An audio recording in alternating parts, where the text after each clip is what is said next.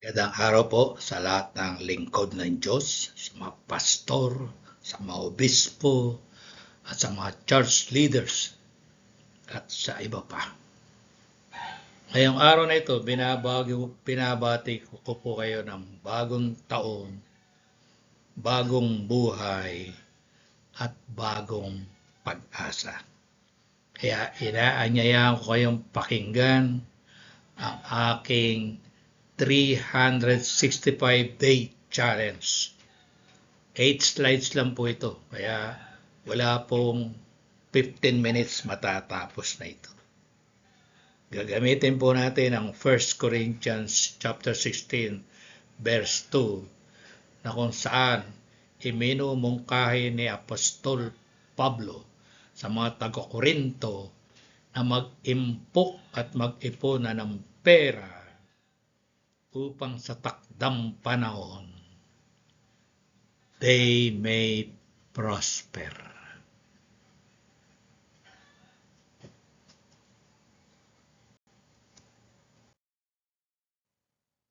Kaya by the end of this short course, you will learn the history of the evolution of money and its relevance on the 365-day challenge. At the same time, you will be motivated from the topics presented here and eventually accept the 365-day challenge. Not only that, okay, you will be inspired to join this program and you can start your journey towards prosperity. This is not a promise. This is a guarantee. Number 4, you will get excited to earn passive income. Okay? Using the Web 3.0 internet. Okay? Gamit lamang ang inyong smartphone at the comfort of your home. O, diba? Napakaganda. And last but not the least, those who accepted the challenge will be given the priority to enroll in our digital academy so that they can enhance their digital technical knowledge and skills. Ito po yung evolution of money. During the time of our ancestors, wala po pong perang ginagamit noon. Ang gamit na kalakalan po noon ay yung tinatawag na barter trade, exchanging goods and services with other goods and services. Pagkatapos po nito, napunta na sa gamit ng gold. Okay? Then eventually, from gold, nagkaroon na ng mga metal coins at ito na yung ating inabot yung gamit ng fiat money. Fiat money, ibig sabihin yung ating nakikita at nasasalat. And then, nagkaroon po ng mga innovations, nagkaroon po ng mga plastic cards. Okay? Merong mga cards na ginagamit sa mga flights. May mga points sila. May mga plastic cards na tinatawag na advantage cards na bawat bili sa isang department stores. Nagkakaroon po ng points yung ating advantage cards. At higit sa lahat, itong mga credit cards na kung saan ginagamit natin, walang dalang cash. And then, most of us started to use the ATM cards wherein ginagamit po natin kalimitan para makapag-withdraw ng pera. And now, salubungin po natin ang pagdating ng cryptocurrency. At ito yung tinatawag nating WebKey daw tokens na siyang magbibigay sa atin ng malaking pagpapala. Amen! Kaya ano po ba ang WebKey daw token? Ang WebKey daw ay isang type ng cryptocurrency at isang project na nagsisilbing user-friendly gateway gamit ang Web 3.0 Internet at tayo ay kikita gamit ang ating smartphone. So, ganun lang po kasimple.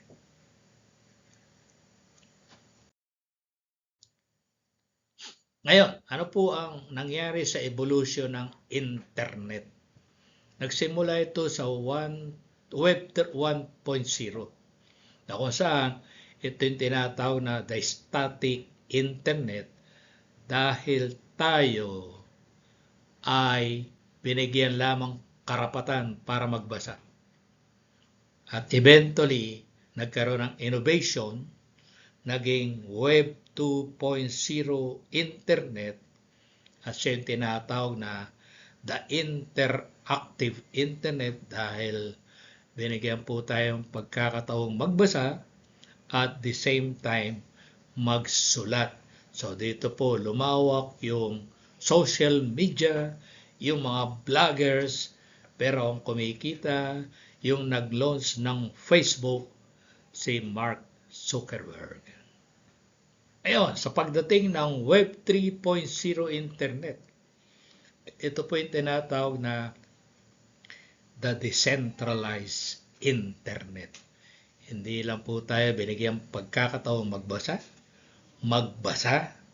magsulat, at magkaroon ng pagkakataong maging part owner. Amen?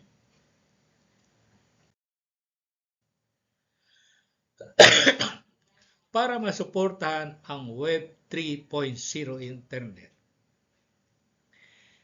na-create po ang tinatawag na Cooper 3 cellphone. Very competitive cellphone po ito. Pag tinitignan nyo ang features niya sa bandang kanan, this is a very competitive smartphone. Baka may competitive advantage against the leading two brands. Pero pagdating sa presyo, $699 lang po ito or worth 40,000 pesos. Malayong-malayo sa dalawang leading brands na nagkakalaga na mahigit 100,000. Ngayon, dahil exclusive lamang po ito sa mga WebKey members, pwede po nating ibenta ito sa ating mga recruits at tayo'y magkakaroon ng komisyon na 10% or 4,000 pesos for every direct sale.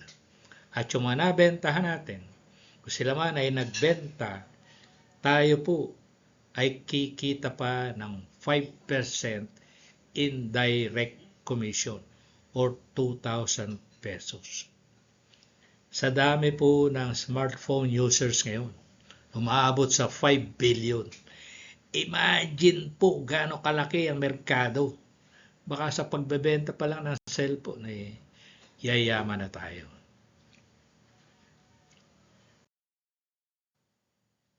Kaya ito po yung tinatawag na passive income challenge. Nung pong tanggapin nyo ang challenge, nag-invest po kayo ng worth 7,000 pesos or equivalent sa $100. Nung pong ako'y sumali, yung $100 ko ay nabigyan ako ng 9 WebKey daw tokens. At yung 9 WebKey daw tokens na yun ay kumikita ng 1.1% per day compounded annually. Kaya in 1 year's time, yung 9 tokens kong yun umabot na sa 433.27 tokens.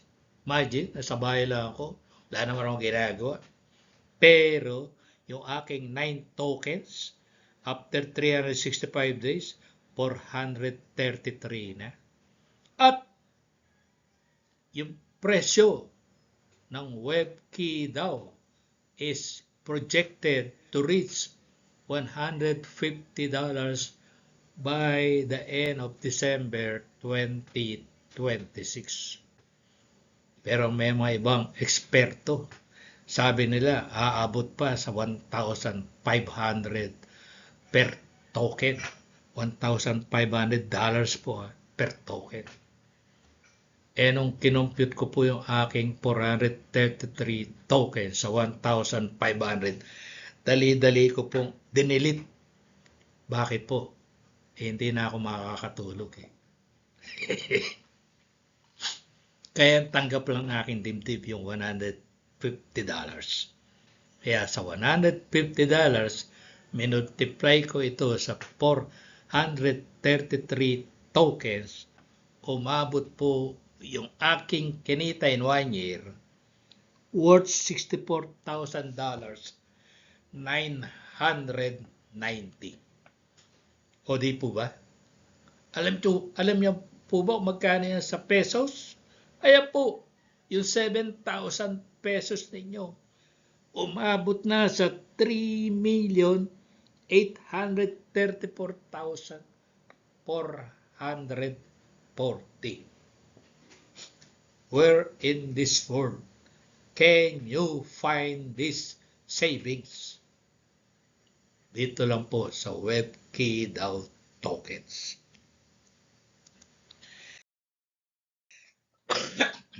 Kaya kayong mga nag-accept ng aking challenge, meron tayong tinatawag na leadership challenge.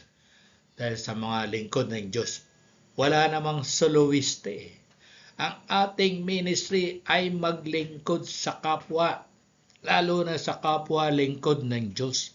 Kaya ang aking challenge, maghanap din po kayo ng 15 church leaders, pastors, bishops who are willing to accept this 365-day challenge.